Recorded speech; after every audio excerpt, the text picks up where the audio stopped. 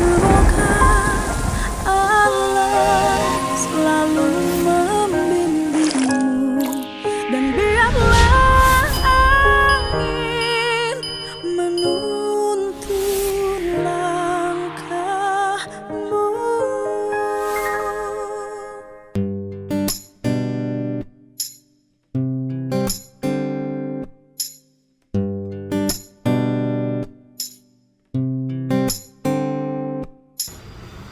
Selamat pagi semuanya. Saya baru pulang dari Aceh nih. Terima kasih ya pada warga Aceh yang kemarin sempat bertemu dengan saya. Kemudian ada yang sempat ngobrol-ngobrol, dan juga ada kisah seorang ibu yang punya 3 anak yatim, kemudian mampu disekolahkan dari hasil dia kuli, motong padi di sawah orang, bisa membeli motor, rumahnya sangat bersih. Ibu itu bagi saya sangat menginspirasi. Juga ada cerita seorang ibu yang dia memilih untuk menjadi penjual es tebu, kemudian juga jadi tukang laundry. Suaminya menjadi operator alat berat, uang dari suaminya ditabungkan untuk masa depan anak-anaknya.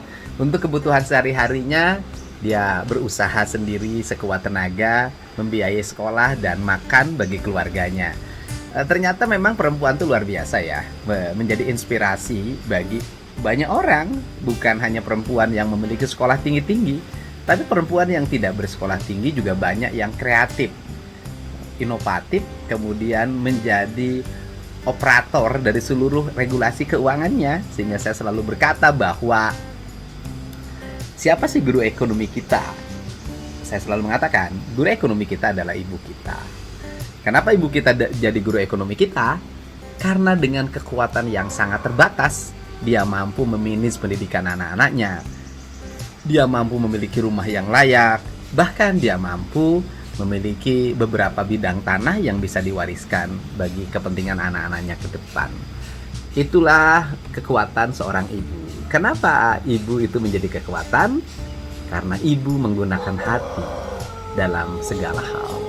Karena menggunakan hati dalam segala hal, maka ibu penuh dengan rasa.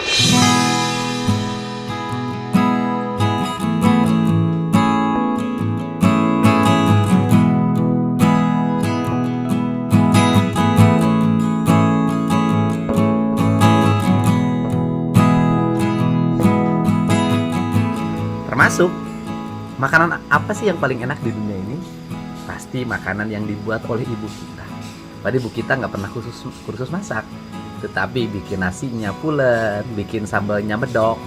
Kalau bikin sayurnya juga top banget. Nah, saya termasuk orang yang sangat terinspirasi oleh ibu saya yang rajin memasak. Kemudian bikin nasinya keren banget. Dan pagi hari ini sebelum saya pergi ke Majalengka, saya juga akan masak nasi goreng ya.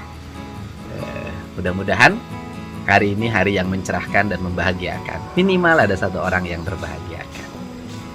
Dan ada cerita yang hari ini pagi ini lagi rame. Cerita dede kita yang suaranya top, Dede Lesti. Dan ini kita menuju dapur kita nih, dapur yang sederhana, yang langsung ketika buka jendela ada sawah. Gitu. Dan kemudian ketika dibuka jendela di luar ada kolam. Ya, saya termasuk orang yang sangat bahagia di rumah ini, menikmati segala hal dilakukan sendiri, kemudian juga menikmati seluruh alam yang terjaga dan tertata ini yang tidak ada di tempat lain ya. Jadi hidup ini bahagia dari hal-hal yang sederhana, dan manusia itu bukan hanya bahagianya bukan hanya sendiri, tetapi juga bisa dan harus membahagiakan orang lainnya.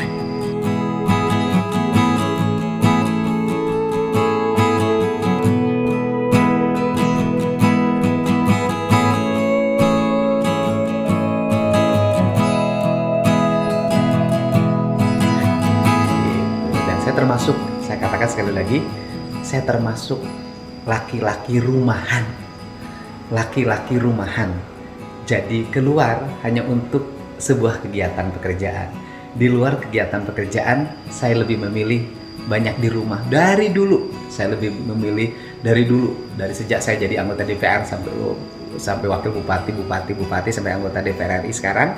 Dari dulu saya termasuk orang yang seneng tinggal di rumah, di luar kegiatan pekerjaan. Karena bagi saya rumah itu harus menjadi surga bagi kehidupan kita. Yang disebut surga itu adalah rumahnya tertata, bersih dan rapi, penuh dengan bunga, kemudian menenangkan dan menenteramkan. Dan rumah sejati itu ada dalam hati kita.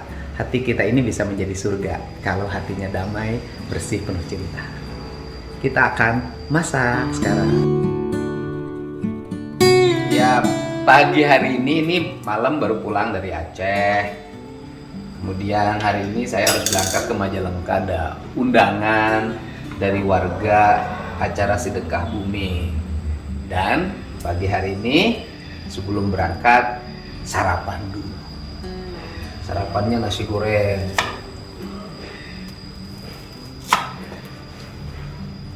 Pisau. Nah, apa sih?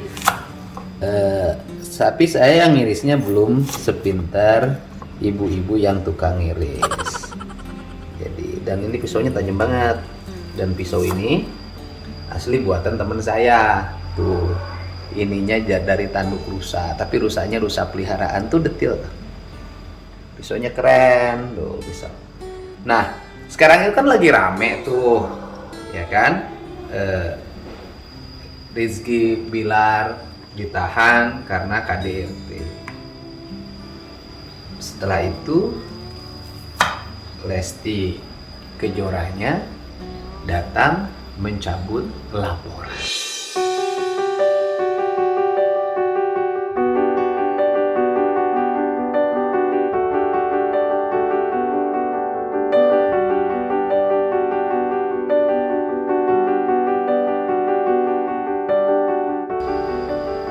Heboh. Kenapa jadi heboh? Karena kalau sudah menjadi bintang, itu kan ada fans. Di Indonesia itu loh, fans. Nah, dengan adanya media sosial seperti sekarang, YouTube, Facebook, Instagram, Twitter, itu fans itu berkomentar secara langsung. Dan komentarnya bisa dibaca oleh siapapun, bukan hanya oleh pihak yang dikomentarin, tetapi oleh siapapun. Nah, seringkali rasa yang dimiliki oleh bintang itu menjadi rasa yang seolah-olah dialami oleh fansnya, yang di situ menjadi follower atau subscriber, banyaklah istilahnya. Nah, fansnya merasakan apa yang dialami oleh Lesti, sehingga menjadi gegap gempita, rasa simpati mengalir luar biasa dan menjadi trending topik nasional. Sehingga fans itu apa sih yang diharapkan? Pasti ada dua. Yang satu ingin masalahnya cepat selesai, yang satu ingin ada proses hukum. Sudah ditangani oleh polisi. Proses hukum sudah berjalan, terjadi penahanan pakai baju oranye. Sontak dong, fan merasa terwakili kepuasannya karena ada kekecewaan yang mendalam. Tetapi dari sisi pribadi bisa jadi kan akan dialami dilema oleh Lesti.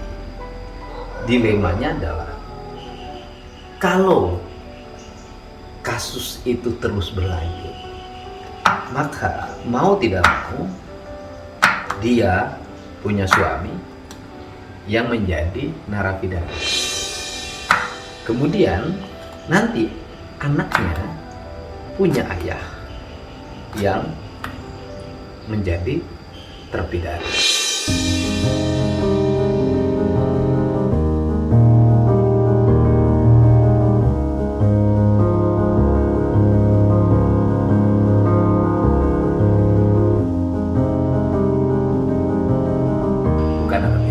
Terpidana. Nah, kalau seperti itu, bagaimanapun kan orang punya perjalanan hidup yang panjang, punya kebersamaan, punya rasa, punya cinta. Dan biasanya ada satu hal yang tidak dimiliki oleh perempuan, terutama perempuan Sunda. Apa itu? Rasa. Rasanya itu apa? Tidak tega. Perasaan tidak tega itu yang bisa menjadi menggerakkan Lesti untuk mencabut laporannya. Nah, otomatis orang yang sudah merasa berjibaku memberikan dukungan atau supporting, karena sekarang ini kalau ngomong media sosial, dunia ini sudah kayak dunia sepak bola di lapangan, jadi ada supportingnya.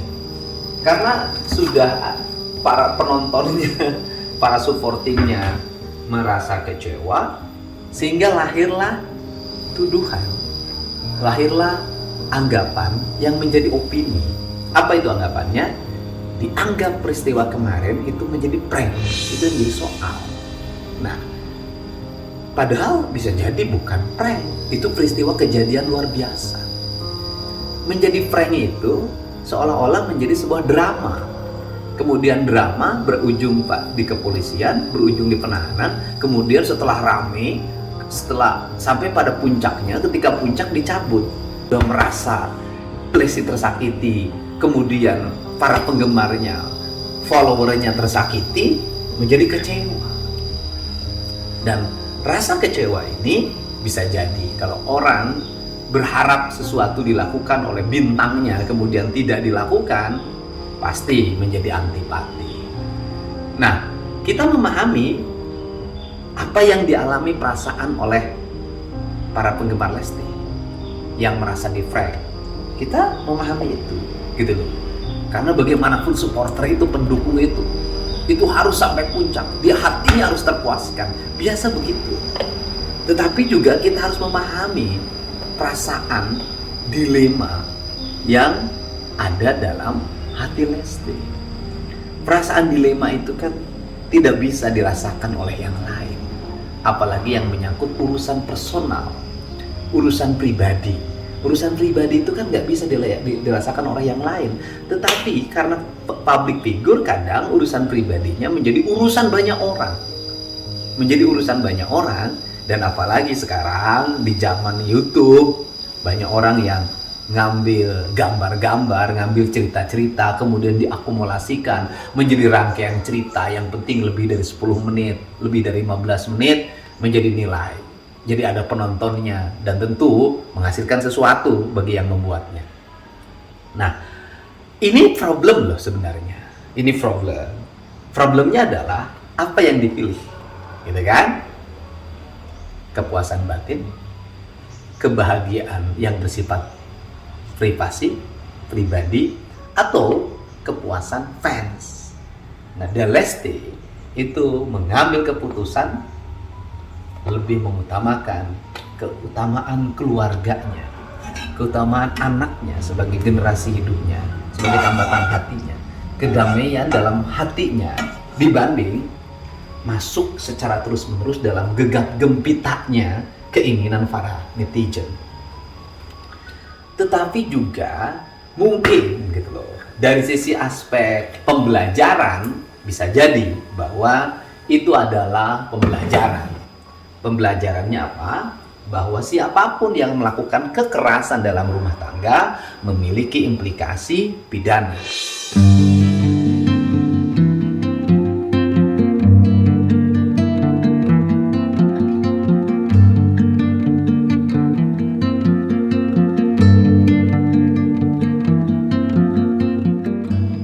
Nah, karena memiliki implikasi pidana, maka siapapun jangan coba-coba melakukan itu, jeruji besi.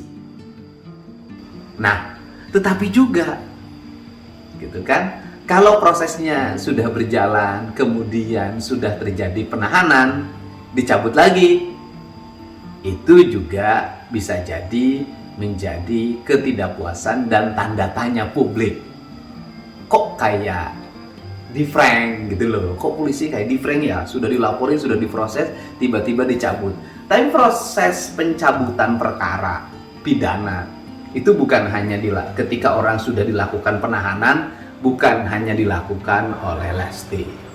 Banyak kasus di negeri ini sifatnya yang delik aduan, kemudian setelah ditahan, kemudian berujung pada sebuah perdamaian. Itu bukan hal baru, bukan hal baru. Tetapi karena ini menyangkut public figure yang mendapat sorotan publik, maka ini dianggap menjadi hal yang sangat luar biasa. Karena memang orang Indonesia ini hari ini sangat gemar untuk membicarakan hal-hal yang bersifat pribadi, gitu kan?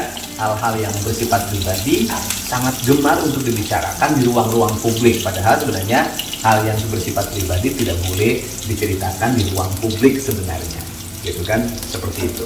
Tetapi karena sudah menjadi tradisi, maka menjadi sesuatu yang lumrah, sesuatu yang dianggap biasa-biasa saja, bahkan menjadi sesuatu yang digemari untuk dibicarakan. Nah, bagaimana saya melihat ini? Kalau saya melihat ini, bahwa hak untuk hidup bahagia adalah hak setiap orang. Hak untuk melaporkan dan untuk mencabut perkara adalah hak setiap orang, gitu loh. Siapapun tidak bisa mencampuri hak itu. Tetapi sebagai public figure nanti harus berhati-hati kalau membuat pelaporan atau mencabut pelaporan. Harus berhati-hatinya karena apa? Karena melibatkan emosi publik, gitu loh. Karena melibatkan emosi publik, maka penanganan sebuah masalah nanti jangan terlalu emosional. Karena jangan terlalu emosional. Kenapa jangan terlalu emosional? Maka karena apa yang kita lakukan ditonton oleh masyarakat.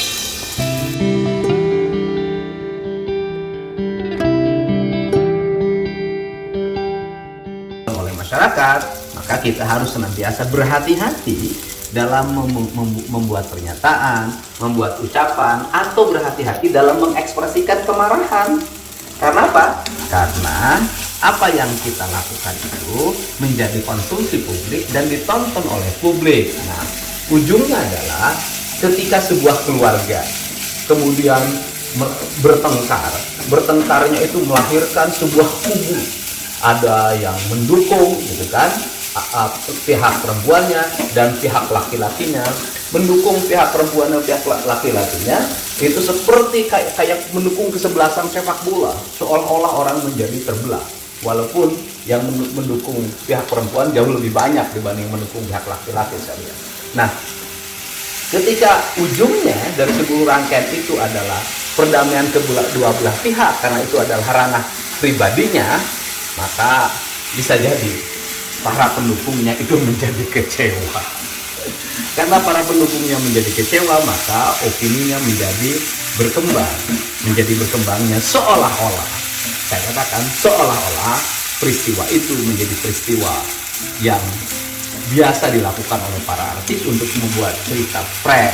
Padahal menurut saya itu memang peristiwa yang terjadi sebenarnya, bukan prank, gitu, bukan prank. Tetapi kita juga harus memberikan hak pada setiap orang untuk hidup secara damai, secara bahagia dalam ranah pikirannya. Karena untuk hidup secara damai dan secara bahagia dalam pikirannya, maka apa sih yang saya pesankan pada mereka yang aktif menjadi bintang, aktif di media sosial? Satu hal saja. Pertama, karena urusan pribadi tidak boleh diekspresikan menjadi ekspresi publik. Artinya apa? Kalau kita lagi bahagia, kalau kita lagi menikmati hidup yang indah, sebaiknya kenikmatan hidup yang indah itu, cinta yang bergelora itu, jangan terlalu ekspresif di ruang publik. Kenapa jangan terlalu ekspresif di ruang publik? Karena itu adalah ranah pribadi orang tentang makna sebuah kebahagiaan. Gitu. Karena itu adalah ranah pribadi orang dalam setiap kebahagiaan, maka ekspresi kebahagiaan itu bersifat pribadi. Ekspresi kebahagiaan itu bersifat pribadi. Karena itu bersifat pribadi menjadi ranah pribadi. Begitu juga kalau terjadi pertengkaran. Pertengkarannya harus menjadi ruang pribadi, bukan menjadi ruang publik karena tidak melibatkan emosi publik. Agar apa? Agar publik itu tidak dikecewakan oleh pertunjukan kebahagiaan dan pertunjukan pertengkaran. Karena di situ kita memberikan pendidikan pada publik bahwa media sosial itu harus media yang cerdas, yang menginspirasi banyak orang.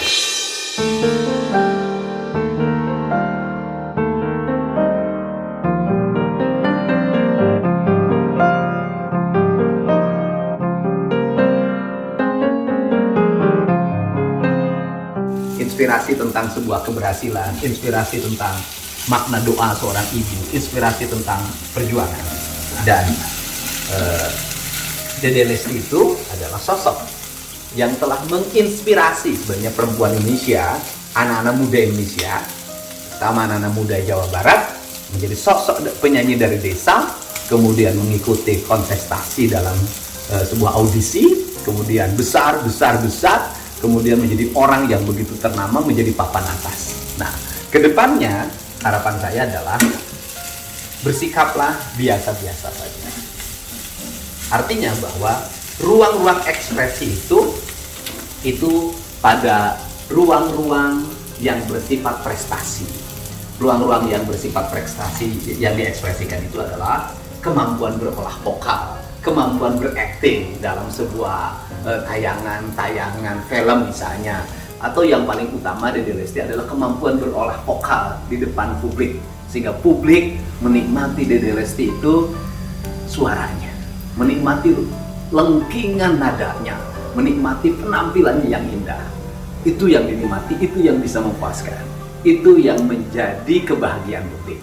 Jadi aspek-aspek yang bersifat pribadi nanti biarkan itu menjadi ruang-ruang yang tertutup di dalam rumah, bukan ruang-ruang yang tergambarkan di dalam kamera. Karena seringkali nanti publik itu menjadi kecewa ketika melihat kita sebagai sosok yang begitu luar biasa, harmonisnya begitu saling mencintai, tiba-tiba ada piring pecah yang terekam, tiba-tiba ada suara melengking yang terekam, sehingga orang nanti akan beranggapan yang bukan-bukan.